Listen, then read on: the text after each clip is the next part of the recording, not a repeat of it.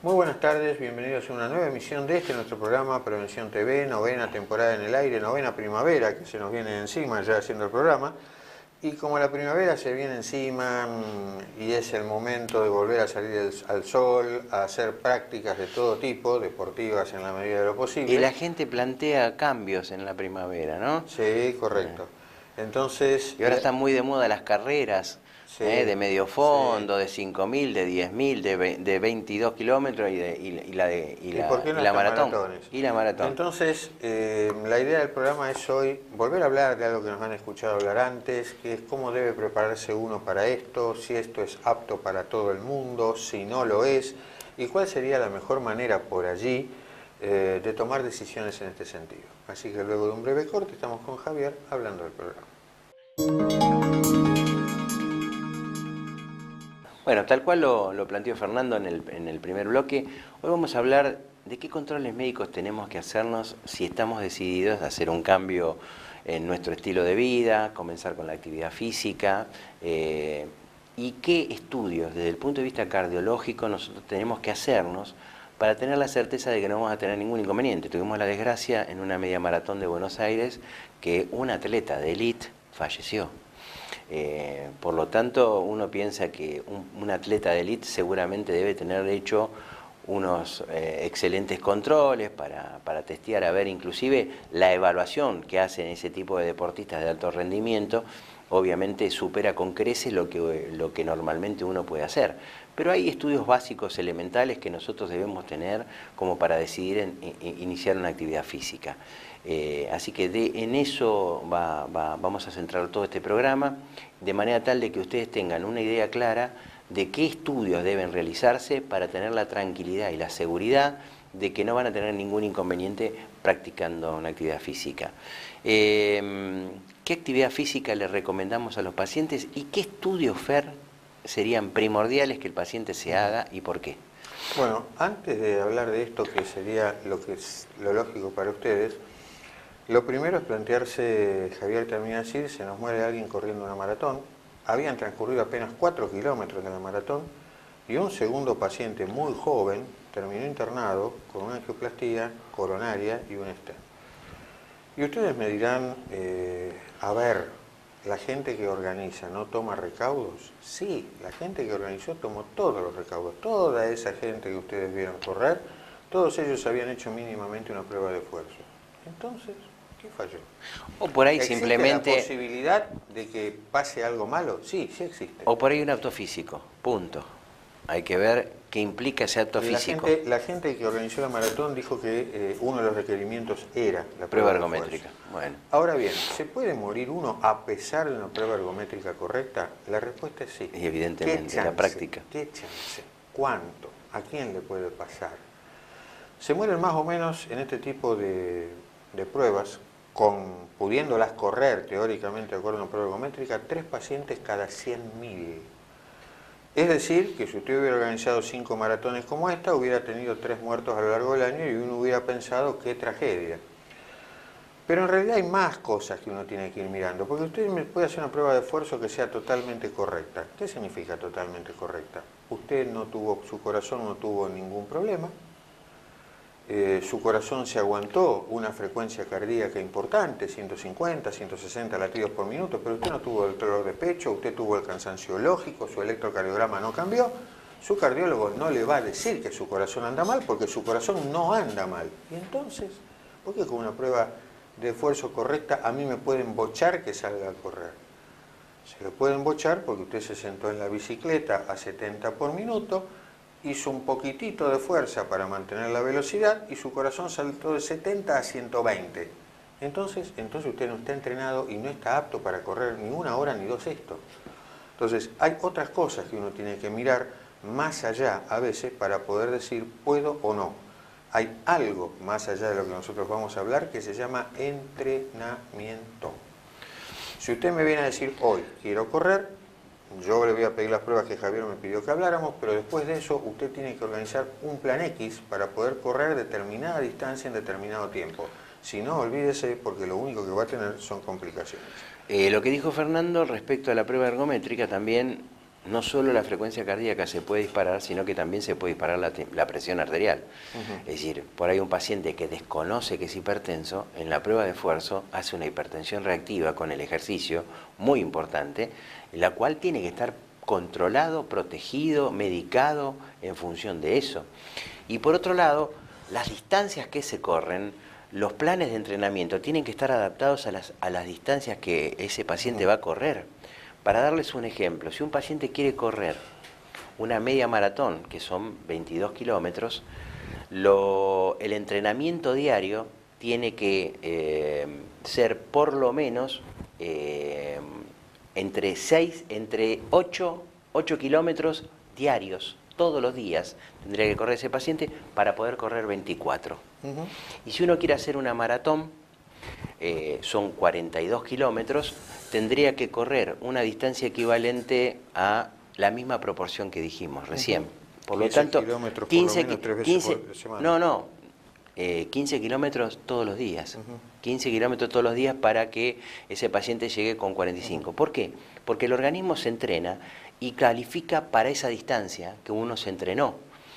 Y automáticamente el cuerpo es como que tiende a desplomarse o a no poder seguir continuando con la carrera cuando nosotros sobrepasamos el nivel de entrenamiento que hicimos previo a la carrera. O sea que no cualquiera puede correr 22 kilómetros, por más que haya entrenado, por ejemplo, 5.000 metros, 6.000 metros todos los días, es totalmente distinto. Piensen en esto. Maratón viene concretamente de Grecia, 480 años antes de Cristo, guerra entre los griegos de aquella época, atenienses, espartanos, y los persas. Guerras médicas se llamaban, no por nadie que desempeñara nuestra profesión, sino porque los griegos le llamaban, a los persas le llamaban medos genéricamente. Vencen una batalla en una llanura que se llama Maratón y un soldado tiene que ir corriendo, Filipides, hasta Atenas a dar la noticia. Corrió los 42 kilómetros, no sé si con el armamento o no, dijo vencimos y cayó muerto. Y era un chico. Por eso pudo correr y porque además en aquella época de Grecia había Juegos Olímpicos, había gente que entrenaba, era otra cosa. ¿Por qué muere Filipides o cualquiera que corra 42 kilómetros no va a llegar? Porque como bien dijo Javier, al cuerpo hay que adaptarlo. Su corazón y el mío bombean 4 litros y medio, 5 litros y medio cada vez por cada minuto que transcurre. El de un corredor de 42 kilómetros es un corazón dilatado, que no es necesariamente enfermo, se dilata porque tiene que bombear 8 litros en lugar de los 5 que bombeamos nosotros. Es decir, el cuerpo tiene una serie de adaptaciones que no pasan solamente por si tengo una cintura que se lo va a bancar, si tengo unas piernas más o menos musculosas, si tengo una capacidad pulmonar más o menos importante, sino que todo el cuerpo se va a ir modificando. Bueno, hecha esta pequeña introducción, volvemos a la pregunta de Javier. ¿Qué hago con alguien que llega a mi consultorio y me dice quiero correr? Primero vamos a ver cómo está el corazón antes de ver qué va a hacer ese paciente y cómo va a entrenar. A ese corazón se lo estudia de dos maneras. Usted va a llegar ahí, le van a pedir análisis por supuesto, le van a hacer un electrocardiograma por supuesto, pero le van a plantear, además de esto, otra serie de estudios. Esos estudios son, primero que nada, una ecografía de corazón, el famoso ecodoppler. Déjamelo para mí. Dale. que hago ecografía y por lo tanto puedo aportar un poquitito más a lo que uno va a buscar en la ecografía. Ustedes ven que hay muchos deportistas de alto rendimiento que tienen muertes súbitas en el deporte, en el básquet, en el fútbol y demás, y son pacientes que supuestamente estuvieron controlados, pero falló algo. Es decir, estaban muy bien, en la prueba ergométrica dieron muy bien, no tuvieron arritmias, no tuvieron hipertensión arterial reactiva, la frecuencia cardíaca se comportó de manera normal, pero no le hicieron un ecocardiograma.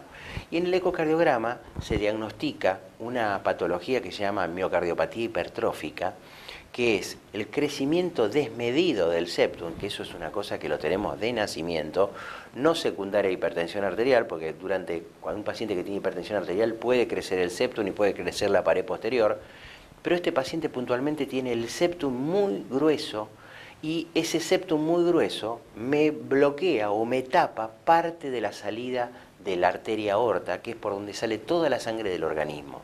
Entonces la presencia de una miocardiopatía hipertrófica es un paciente candidato a hacer una muerte súbita, independientemente del deporte. Y si hace deporte, obviamente que más fácilmente puede llegar a ser una muerte súbita.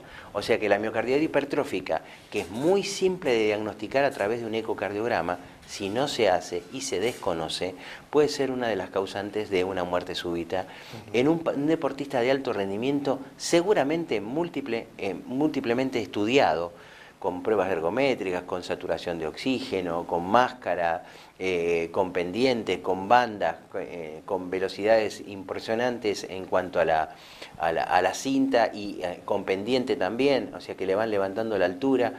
Pero bueno, todo eso no sirve para nada si el paciente tiene una miocardiopatía hipertrófica y me desarrolla durante el evento una obstrucción significativa, o llámese una arritmia o lo que sea, que justifica que ese septum que está grande me ocupa parte de la salida de la aorta y el paciente se queda sin un flujo adecuado. ¿Dónde? En las coronarias fundamentalmente, que son la primera rama de la arteria aorta que irriga justamente nuestro propio corazón. Entonces, al tener esa falencia, al no irrigarse bien nuestras arterias coronarias, el paciente hace una muerte súbita por arritmia, por ejemplo. Te recuerdo 2 casos más que no son de miocardiopatía hipertrófica, sino de problemas valvulares que se pueden diagnosticar con un estetoscopio o obviamente con un ecocardiógrafo.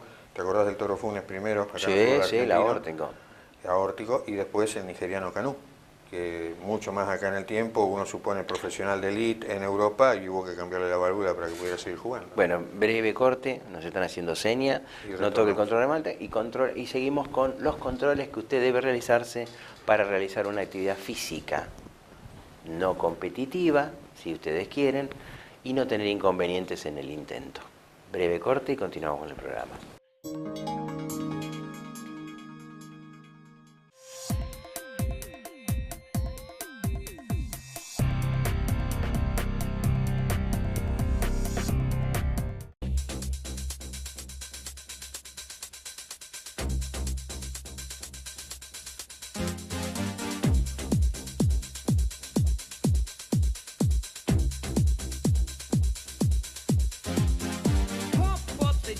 Pump it up while your feet are stumping and the jam is pumping. Look ahead, the crowd is jumping. Pump it up a little more, get the party going on the dance floor. See, 'cause that's where the party's at, and you find out if you do that. A place to stay. Get your booty on the floor tonight, make my day. A place to stay. Get your booty on the floor. Somos FEMEVA Salud. Te ofrecemos la mayor y más amplia cobertura. Visita nuestra nueva y moderna sede, donde podrás conocer planes a tu medida, utilizando tus aportes o afiliándote de forma directa. Llámanos al 0800-333-3032. Bransen 309 en Quilmes. Superintendencia de Seguros de Salud. RNMP 414124.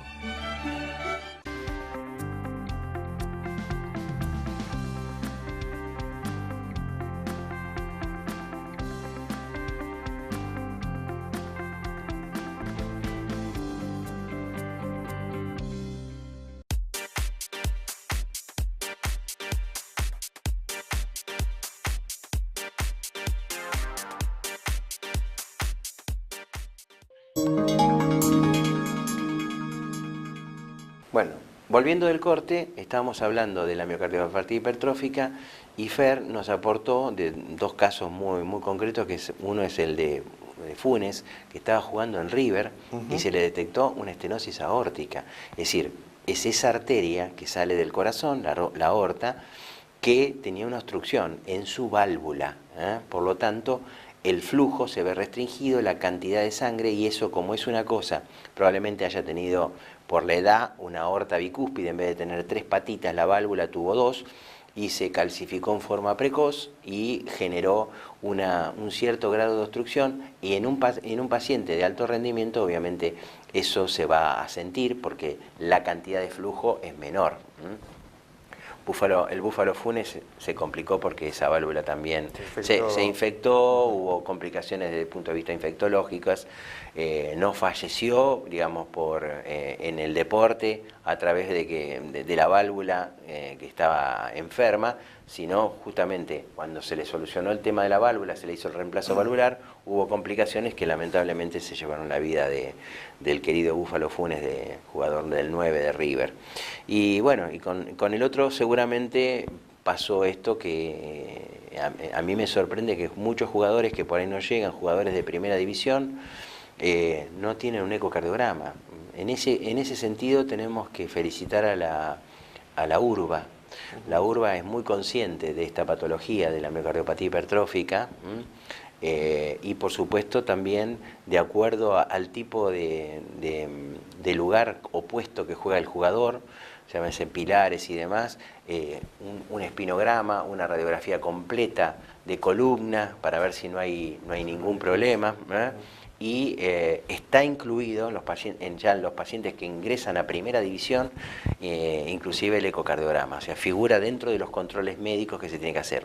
No solo la prueba ergométrica, que eso es de rutina para todas las divisionales, sino que ya los pacientes o los jugadores que están en intermedia y en primera división ya tienen el ecocardiograma incorporado.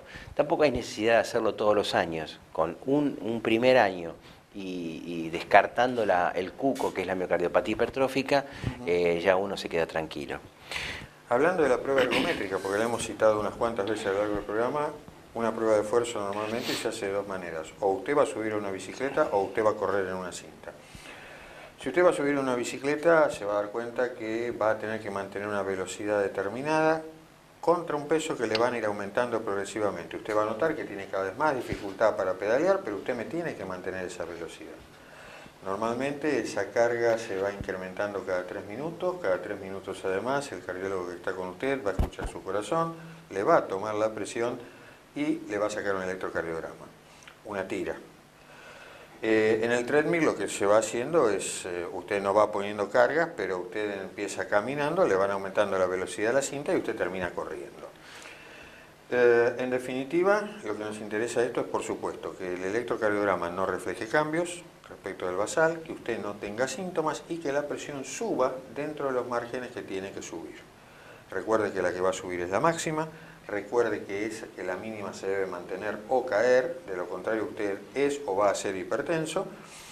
Y recuerde también que una vez que termine esa prueba de esfuerzo hay una etapa de recuperación durante la cual su velocidad de latir, su frecuencia cardíaca tiene que ser similar a la que arrancó, y una presión que 15 minutos después, más o menos, de que terminó esa prueba, va a estar por debajo de aquella presión con la que arrancó.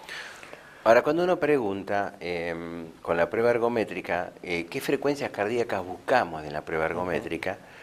Para hacer una cuenta muy simple, que tampoco es muy exacta, pero para que tengan una idea aproximada de cuál es su frecuencia cardíaca máxima, hay una tablita, es 220 menos la edad del paciente, esa es la frecuencia cardíaca máxima teórica que puede pasar. Suponiendo que un paciente tiene 20 años, podría llegar hasta 200 latidos por minuto. En general, nosotros en la prueba ergométrica llevamos hasta un 85% de esa frecuencia cardíaca máxima teórica del paciente, pero puede llegar hasta esa frecuencia cardíaca. Hay algunos deportes que están de moda últimamente, como el CrossFit, que en general nosotros los mandamos a hacer una prueba ergométrica, pero los pasan de vuelta a los pacientes. ¿Qué quiere decir? Es un ejercicio tan intensivo, es un ejercicio de tipo militar, donde hacen rutinas encadenadas una con la otra, sin descanso en el medio, y probablemente se pasan de frecuencia cardíaca. Y en el Crosby hemos visto varios problemas que han tenido que llamar a las ambulancias, porque los pacientes se pasan de vuelta, así, se pasan de la frecuencia cardíaca máxima que pueden tolerar. Esto es como si yo paso a un auto de las revoluciones máximas que puede tener. Nosotros en el tablero tenemos un rojo que nos está avisando que estamos en un nivel de revoluciones por minuto, que ya está entrando en un territorio peligroso donde el motor se puede fundir. Bueno, acá pasa exactamente lo mismo. Nuestra frecuencia cardíaca tiene, de acuerdo a nuestra edad, una determinada cantidad. Un paciente de 50 años, 220 menos 50 son 170, y nosotros tenemos que trabajar por debajo de esos 170 en un 85% de esa frecuencia cardíaca. Eso es lo que vamos a buscar en la ergometría. Ahora, si el paciente va a hacer una actividad en la cual no tenemos absoluto de ninguna manera control de la frecuencia cardíaca, como es esta nueva modalidad de ejercicio, porque hoy día no se están haciendo tantos ejercicios de por ejemplo, media hora, 3/4 de hora, 1 hora arriba de la cinta o en la bicicleta, sino que son pequeños ejercicios muy violentos, entre 10 y 15 minutos de una actividad muy intensa, y hoy día se está concibiendo como es el entrenamiento más adecuado para que el paciente rápidamente tenga condicionamiento cardiovascular. Nosotros en ese sentido pensamos a la antigua. Es que las pruebas de esfuerzo se hacen a la Claro. antigua. Piensen lo que les dije, la carga se va aumentando cada 3 minutos, es decir, dándole un periodo de adaptación al organismo, corazón. claro. Entre carga y carga el paciente se va adaptando a la nueva resistencia que se le está generando, porque se le está poniendo una pesa más, y él tiene que mantener la velocidad constante de la bicicleta en 20 kilómetros o en 25, eso lo estipula el protocolo que uno utiliza, y también la cantidad de pesas que se le colocan también depende del protocolo que uno use. Puede usar pesas chicas o pesas más grandes, de acuerdo a el tipo de protocolo que nosotros elijamos. Pero de ahí deducimos el condicionamiento cardiovascular que puede tener el paciente, y lo que nosotros primero siempre recomendamos es caminata, ¿no?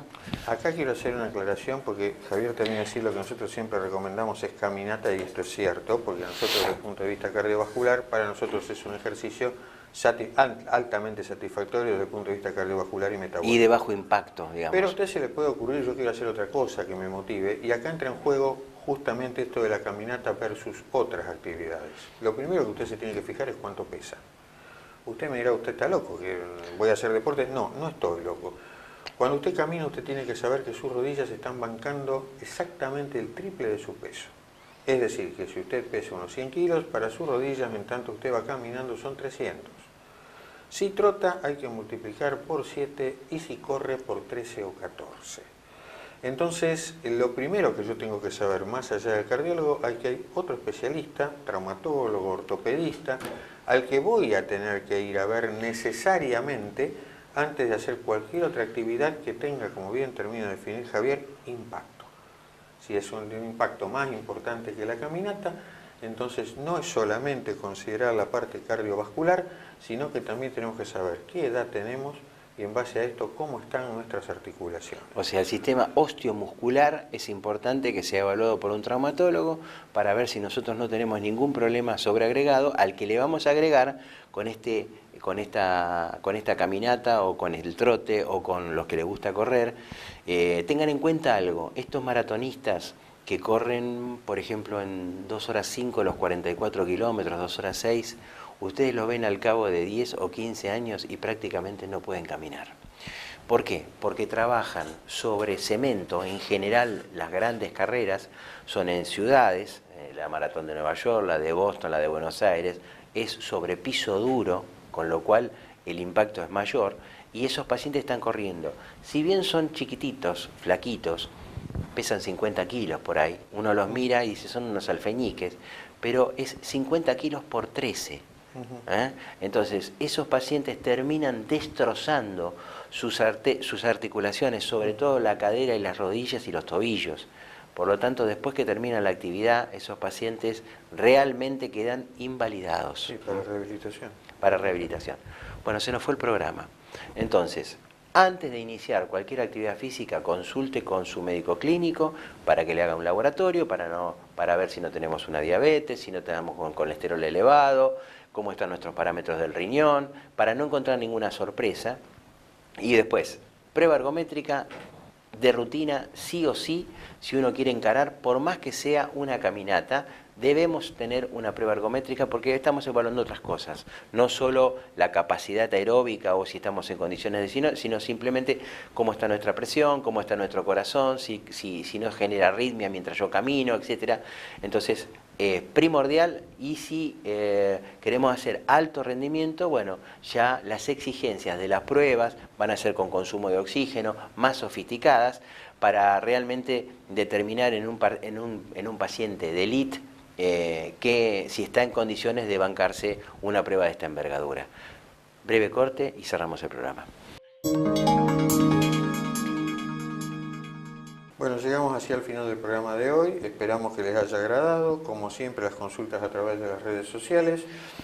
Y sin nada más que comentarles, les agradecemos una vez más la fidelidad a ustedes y a los sponsors y los esperamos dentro de 7 días en una nueva emisión de Prevención TV. La idea no fue asustarlos, sino simplemente generar en ustedes la inquietud de hacerse un control previo, sobre todo para aquellos que quieren jugarse el fulbito los fines de semana con los amigos y en general no hacen nada durante la semana y ahí también ocurren problemas de muerte súbita y demás porque no saben que tienen colesterol elevado, no saben que son hipertensos, no saben que son diabéticos y no saben que tienen por ahí una arteria coronaria colgando.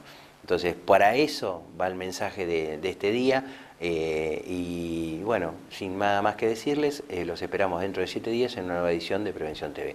Hasta entonces y que tengan una muy linda primavera.